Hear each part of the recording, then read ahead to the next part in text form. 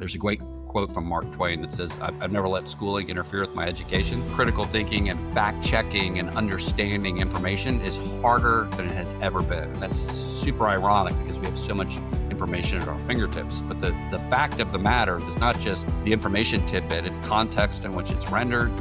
It's who's saying it and why are they saying it? Do they have an agenda? It's harder for kids, especially, to figure out what's what.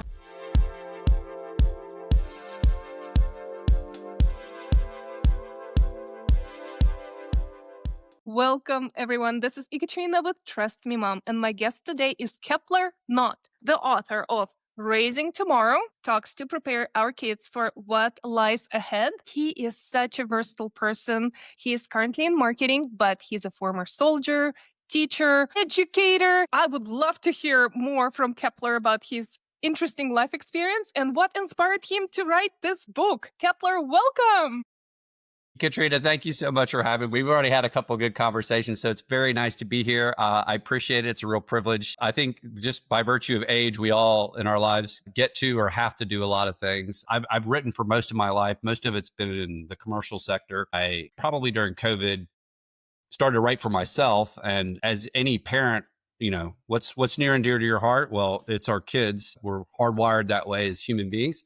So I began to write a series of letters to my own children on different topics. And along the way, and prior to that, I had been a school teacher. I took a couple of years off out of my regular professional career in technology and professional services and did sort of a Teach for America thing. That's probably the hardest job I ever had. I think I lost 15 pounds in the first semester, harder than being in the military, which was another job that I had for a while. I was a late joiner there. I'd gotten hurt as a younger man, but gotten a waiver as an older one. And this, both teaching and military were forms of service that I felt were important. That's a chapter in the book, something we try to raise our kids with. Giving back. It's, we love to talk about personal freedom in this country, and that's certainly important. The flip side of that coin is personal responsibility. So that's also part of the book.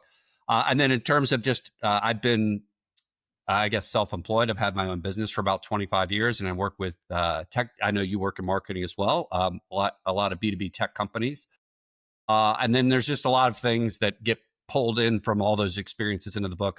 I've lived and worked in about 40 countries, some of them involuntarily, some of them voluntarily. And I have a multicultural family, which I'm sure we'll talk about some. But yeah, it's been great. I originally, again, there are 15 chapters in this book. Each one is a letter from a father to a daughter. I had shared those with a number of friends, parents, some colleagues, and this is a book. So I fairly heavy edit to make it third-party accessible, although it certainly has the tone and temperament of a father talking to his own kids, two daughters in my case, 12 and 14 now, but I started it during COVID. So, and each of those chapters is a point of view on a topic. And it's not about telling my kids, hey, here's all the right answers, but here's some things to think about as you grow up, and they're important. And I wanted my kids to have a fun and flexible playbook of things to think about. It's really an interactive project. It's about finding meaning on all these topics from the inside out.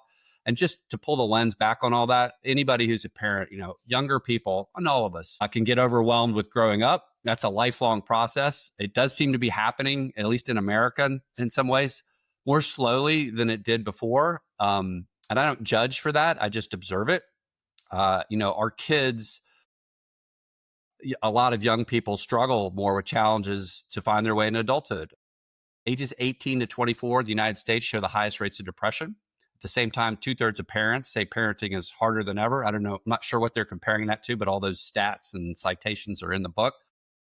And so I'm like, well, what are we going to do about that? Because our kids have to learn to be citizens and leaders and followers, colleagues, friends, neighbors, partners, parents, all those things. And that's a lot. So my kids have read it. So mission accomplished. They'll reread it, and the older they get, the more they push back. When I had gone to see my doctor a few years back, and he did an interesting thing and helped me and inspire me to write this book, which is every year he had his daughters, he had 3, write him a letter. And at age 7, it was like, Dad, you're the greatest. At age 16, his dad, you're so lame, get out of my room. So at his point to his daughters, like, hey, I'm the same dad, you're just changing. And that's okay, right? But recognize that as you change, you're going to have to focus on different things, on work, on relationships, on your identity, on what's the meaning of life and why are we all here, on service, which I mentioned earlier, on religion, on politics. There's a lot of meaty topics in here. I call it life's heavy topics, lightly roasted, because it's meant to be tongue in cheek in many cases, but there are a lot of things in there that I've learned myself, that I've learned from other parents, really a lot of stuff because I admire a lot of parents. I can't always emulate them, but I can learn from them. And then a lot of research in the book as well. So it was fun to put together, and I'm very grateful to be here to talk about it with Yes, it's a great book. And I really enjoyed a lot of the chapters, and I can see how it can benefit me as a parent to talk to my child. And I agree with a lot of you. It's a two-way sentiments. street. Yes, exactly. So, do you personally have a favorite chapter that especially resonated with you? I'll tell you mine, but first I want to hear yours. Okay. Well, so when you go to write on life's heavy topics, I try to bring a very heavy dose of humility to that task because look, it's like the man or the woman in a white coat who's your physician. They don't know everything either. Now, they've trained and they have experience. And so I respect all that. And kids, just by virtue of their age, parents, adults, I think, forget kids look up to you and like they expect you to show up and be there and have it all figured out. And I tell my kids, hey, I don't, but I do have the right attitude about what it means to figure something out. And that's what I'm trying to impart to you. I was on another podcast where somebody had a great comment. And they said, look, our life's work as parents is not to clear the road for our kids, it's to help them navigate it. Because if you choose the former, there's helicopter parenting and all these phenoms that we have in the United States, especially, you're always going to be behind the eight ball. But to answer your question, given all that, if I'm not, the end all be all oracle on any one topic, but I have a point of view on them, did some research, I would have to say, being male, that the chapter on boys was probably one of my favorites to write and to impart to my two girls, because as a father of two daughters, it's cliche as it can be, but you have some concerns because you're like, look, I'm a boy and I know what that means. And, Plato once said, of all the animals, the boy is the most unmanageable. And so I wanted them to know what I knew of my own species, as it were. And we're all people and humans. There's a lot of universalisms there. But I wanted that to be useful to my own girls so they could be aware and appreciate the things about the lesser sex, perhaps in some ways, and also be aware of some other things. Because, and teenage boys have it hard too, right? They're 4 times more likely than girls to drop out of school, more likely to be placed in special education. So that's part of the thread of that chapter. But I joke with my girls, and they're old enough for me to say to them, there's no special nonprofits or awareness events on how to help men cope with sort of ceaseless, perpetual operating system of procreation, as I say to them. And so you need to understand that that's how they're wired. And it doesn't excuse bad behavior, and it doesn't give them any leeway to be not accountable for their behavior. But you got to understand that when you're in 6th grade and a boy hits you, he might actually like you, and that will evolve that mechanism for him to show that when he is 17, it won't be the same. So there were a lot of funny things in there about how male brains do or rather don't function. Hormones being, again, a driver when they're teenagers. So how do you give and how do you get the most out of relationships with the opposite sex, specifically the category of romance and loving companionship? Because of course I wish that for my girls and for kids in general, and don't we all? But what are the traits of boys? What are they like? And there's a whole list of things in there, which I'm happy to talk about. I don't want to monopolize the time, but that was probably the most fun for me to write and the most interesting and entertaining. Yes, and I love there was a graphic about the brain. I wonder if I can find it quickly. Right, And right. I think there's two or three graphics in the whole book. Yeah. yes, right here. How Yeah. So the woman's brain is multifaceted and diverse and thinks a lot about different things. The men had this is probably an older man, but sports, sex, food, friends, it was a simpler thing. I joke with my girls. I said, men actually have larger brains than women, which physiologically they do, but that's because they're bigger, usually physically, with more muscle, bone, et cetera. And so they need more neurons to control their bodies, which often they have a hard enough time doing anyway. So that was a fun chapter to write. I also really enjoyed that chapter on boys and girls. Good. Yeah, it was fun. And more serious chapters that I really appreciated is when you explored thinking about critical thinking, values, and then perception of identity. So, one of the very interesting things I wanted to explore, you have a multicultural family, and a lot of American families have multicultural, maybe spouse from one cultural background or one country and another, and how you were able to navigate and explain to your children perspectives.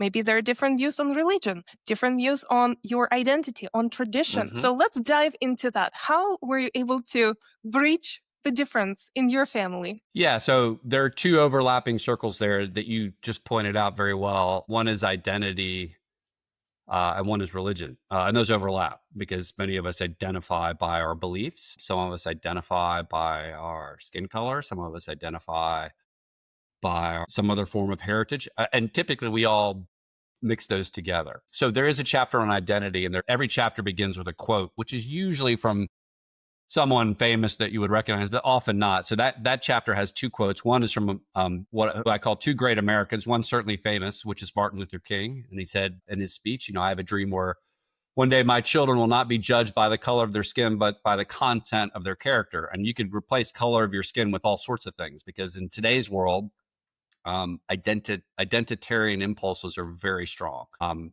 I'm not judging that, but people will often label themselves something specific as a way of standing out or etc. There was another quote there from their grandmother, my mother, who said, "Hey, finding someone who gets you is one of the best feelings or experiences you can have in life." And so there's an internal part to your identity and there's an external part. And again, those overlap as well. But how important is our individual identity versus, and again, these aren't incompatible, recognizing that we're all human and part of this world together. So I try to help my kids imagine a future where those things that all of us people have in common, which is much more than we don't, universalisms, become more important than the things that separate us or divide us. And I think particularly, and I wrote this in the context of American society, that's where I grew up and where my kids are growing up, we struggle mightily to observe our differences, which is not necessarily a bad thing. I love all the hyphens in American culture, African American, Italian American, etc. Versus, or instead of, it's really the things that make us all alike that seem to help us all get by. And so, especially when we're in hard times, socially, politically, etc., I think people have a tendency to take great comfort, which is certainly understandable, in a sense of belonging. I actually have started, we didn't mention this in the introduction, but a 501c called Community Core. And it is about inviting young people into a form of local service. It's the idea is to make universal service more part of our culture and country, but from the bottom up as opposed to the top down, which is a little bit different approach. But as part of that, just for context, I polled, not it wasn't a huge poll, but maybe 100 people, young people. And I was so shocked and pleased that most of them identified that. How do you identify? And I don't mean that like, what are your pronouns, although that could be part of it, but gender, race, whatever. And most of them identified as Americans first. And that was a beautiful thing to me, because the idea of that is it can be very universal. It can be very inclusive. And I'm not saying our politics and history are perfect. They're certainly not. You come from somewhere else to be in America. So I imagine you especially know a lot about that. And I think that's an important thing. So I was heartened by that. And then in that chapter as well, there's a lot of talk about how I think as a society and a culture, we all have our biases, whether we like it or not. The title of that chapter was originally On Others You Think Are Not Like You, which is not a very catchy title.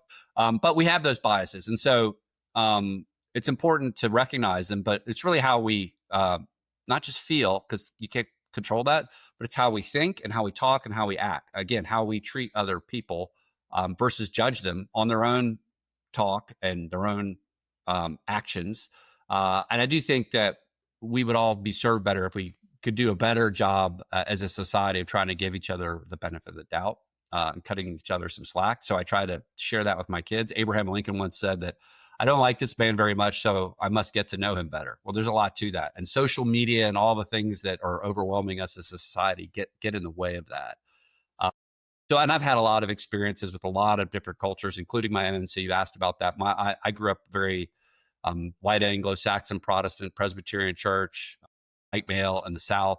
My wife and her whole family come from Eastern Europe originally and are Jewish. And Judaism an interesting culture and religion because Judaism can be an ethnicity, it can be a culture, and it can be a religion. So there's not very many religions that claim that.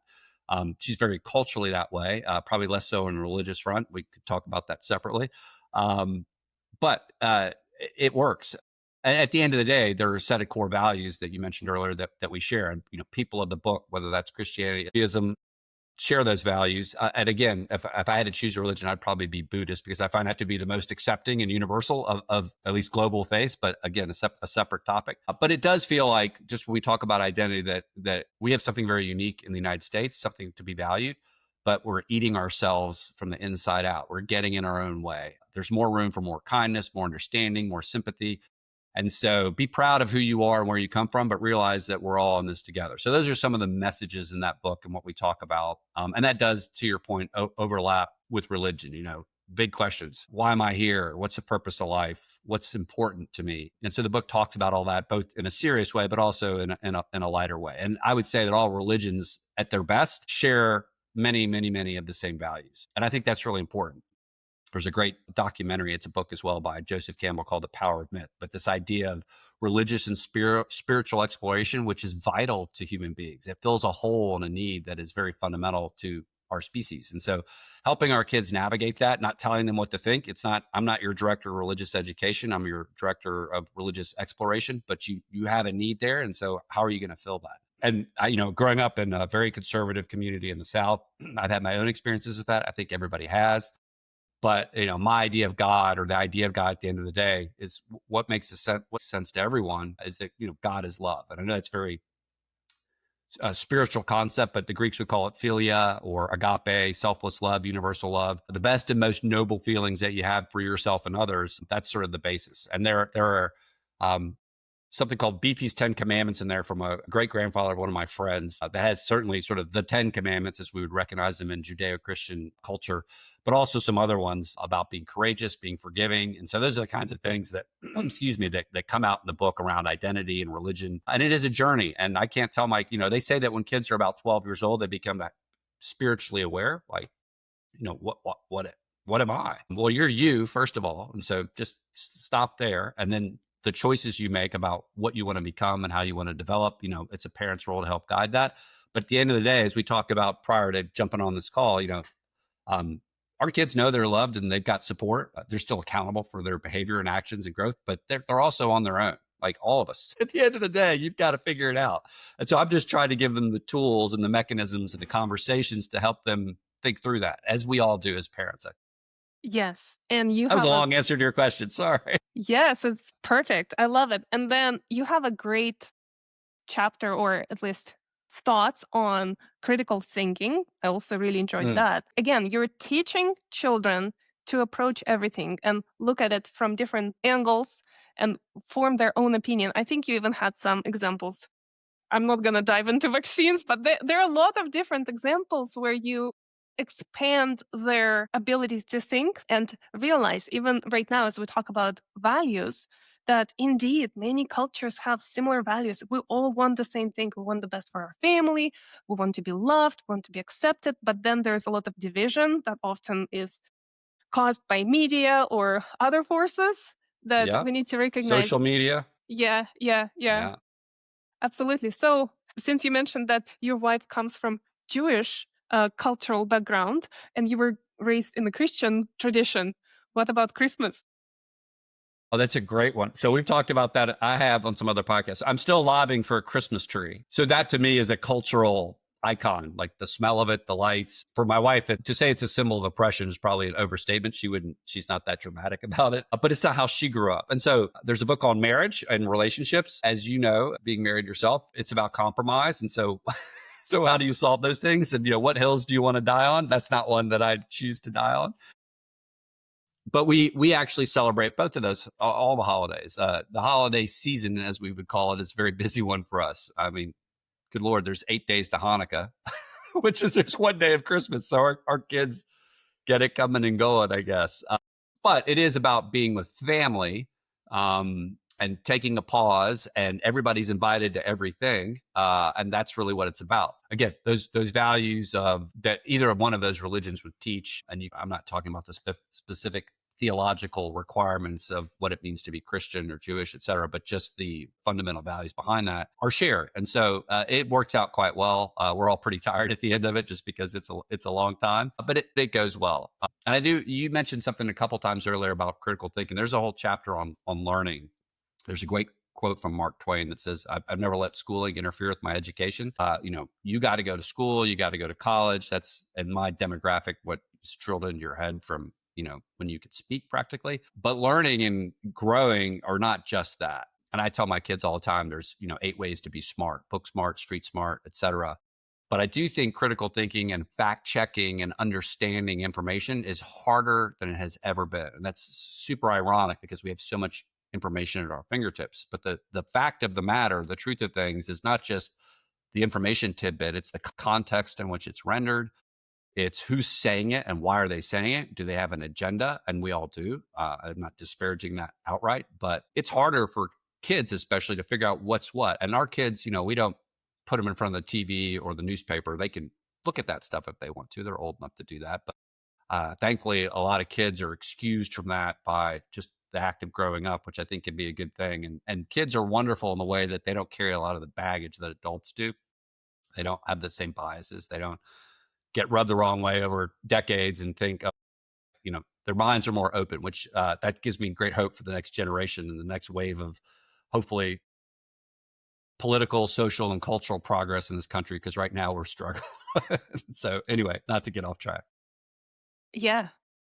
And, it reminded me, as we think about Mark Twain's quote, Yeah. there's some alternative educational models. One of them is Acton Academy, where they instituted Socratic discussions. And I think it's really important. And I love that you are fostering that with your kids, where, again, you're encouraging them to look at things from different perspective. And I also try to implement it in my family with my daughter, to evaluate every statement and think, as you said, who's the stakeholder? What is their agenda? And then, can another party have a different perspective? Let's look at them both and kind of make a decision after that.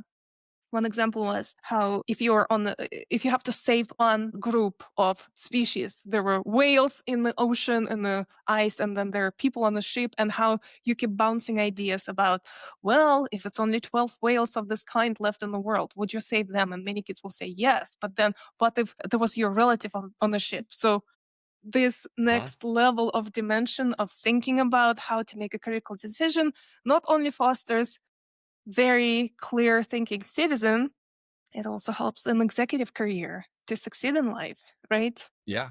Yeah. 100%. A couple of things come to mind. So a lot of ways I think about that is, like, how do we teach our kids, ourselves, all of us, to think for ourselves in the company of others, which implies two things. One is that you are capable of critical thinking. The other one is that you can express it in a way that respectfully, that allows people to share ideas and both learn, because I don't have to agree with someone completely to have a fruitful discussion. The other thing that comes out in the chapter on learning is, I am amazed, and I have lots of cousins and nephews and so forth, how kids get to be a certain age, and I'm talking about like late stage teenagers, and they lack certain life skills. I'm talking about basic things like, they used to have home ec and civics, and some schools still do, but our kids wash their own. They have been washing their own clothes for the last couple of years. They have chores. They have things that they have to do. You got to know how to cook. You got to know how to manage money. I'm not talking. You don't have to be a math whiz, but statistics and accounting. Like, some of these basic life skills don't get. It's like kids get very educated in the formal sense, but yet they can't like function, and that really bothered me to see. And I wanted, my wife and I both are like, hey, let's not have that be the case in our family. And we can only control what we can control. There's a university in North Carolina where I live called High Point University, and big billboard as you ride down the highway, it says the University for Life Skills. And there's more to it than that, and that's a separate topic to unpack, but I love that message. And I think there's a lot of that missing from higher education, because stuff has to get done, like to manage one's life. And so there's a lot to be said for it. It wasn't a chapter on education, it was a chapter on learning, right? And your formal education is just one part of that. Yes, for sure. So let's go back to different traditions and cultures. And Okay. I really liked how you mentioned that everybody is welcome to celebrate, but there are so many family dynamics, and it will help other parents listening, where they may feel one side of the family tries to overpower. So how do you and your spouse set those boundaries where you, and also teaching your children that we decide that for our family, we want to be respectful of different traditions, but we as a family unit need to decide what's best for us, and kind of have that balance between somebody has really well-meaning ideas and they really try to, let's say, convert you into their way of living and thinking. So how do you navigate that? Yeah. So I'm going to use a word. There's a chapter on this in the book that they tell you to avoid like the plague when you first meet people or first talk to people, because of the state of things in America. But a lot of holidays go sideways in families And it happens some in ours because we have people of all political stripes in our family. When you start talking about politics, it's usually not religion or traditions. Like we can all sort of celebrate those and come together. It's about what's going on in the state of the country. So the simplest way is to keep your tongue in your mouth, which is not to say don't say anything, but I've got, as I said, members of my own family with whom I have great differences of opinion on certain things. But the cool thing about that is it's too late for us. We already love each other and know each other. And so we're not here yelling at each other on social media. We're sitting down to dinner together. And so there's a certain level of respect and accommodation that takes place. And so we tend to get through that. But those are probably the most, they're not even that tense, but they're more tense than if we were to have a discussion about one religion or another or one holiday tradition or another. That's not passe for us, but we've kind of worked through that. So I'm not sure I'm offering great advice for people who do face that, other than, again, when you go back to identity and religion and a lot of the universalisms of the things that bring us together, we get prompted to forget those things so often, but those things are so important and so fundamental. And the more that we can, as parents and children and families, remind ourselves of that, the easier it is to have any of those conversations. And usually somebody has to reach out with the olive branch and the other person has to take it. So that happens in small and large scale ways a lot in our family. Because I know I've been at family reunions where I'm for sure that person might mow one politician's name in their cornfield in middle Iowa, and that other person wouldn't dream of checking that box on the ballot. I know I'm staying away from the names on purpose, but I think people know what I mean. Yes, and I love your language about the olive branch. Such colorful language. I can sense Yeah. the copywriting and writing skills in you as you speak. Right. Well, Yes. hopefully. Thank Yeah, you. absolutely. So, as we are wrapping up conversation, is there anything else that you wanted to share with parents and maybe even with kids that we haven't touched on yet? So, as I mentioned at the beginning, this is a platform for connecting parents and kids and doesn't claim to have all the right answers, but I think there are a lot of the right questions, which I think as parents, we all come to one way or the other, but it's all in one place. Like when I gave it to my kids, I didn't say, hey, read this whole thing. Like there's a chapter. So I hope that people will pick it up as a way of thinking about jumpstarting those same conversations in their own family. There is a website, www.raisingtomorrow.org, that people can go to, and it breaks it out by chapter. There's a group Facebook page. You can download the first chapter, and every one of those chapters, on work, on money. There's a chapter on violence. I know we didn't talk about that, probably a good thing, but all the things that I wanted my kids to be aware of. So I would just leave parents and listeners, anybody who's listening to this because they have an interest in it, with the thought that communication is key, and putting these things out there without being attached to the outcome, but rather to the process, will only stand us all well, because I can't control the bigger picture of the world. I can vote, I can lobby, I can do those kinds of things, but I can exert some influence, if not control, over myself and my own family. And so, inductively, as a nation, as a society, if we all do that, the parts add up to the whole, and 1+1=3. And I think that's one of the biggest ahas I had in writing this book, that I think people who read it will also not realize, but perhaps come to remember. And so that's one of my greatest hopes for putting this book out into the world, that people pick it up and manage those same conversations in whatever way they see fit with their own kids, because that process of doing that makes us all better as individuals, makes us all better as a community, and makes us all better as a country. Yes, wise words. Except we don't We'll want to teach see. the math. 1+1=3. There Fair is a enough. caveat Yes, that's about. right. That's right. That's a metaphor, of course. Thank you so much, Kepler. It was such a pleasure to speak with you today. Thank you so much for having me. It's been a pleasure talking with you. I appreciate it. It's a real privilege to be here. And thanks for letting me come on.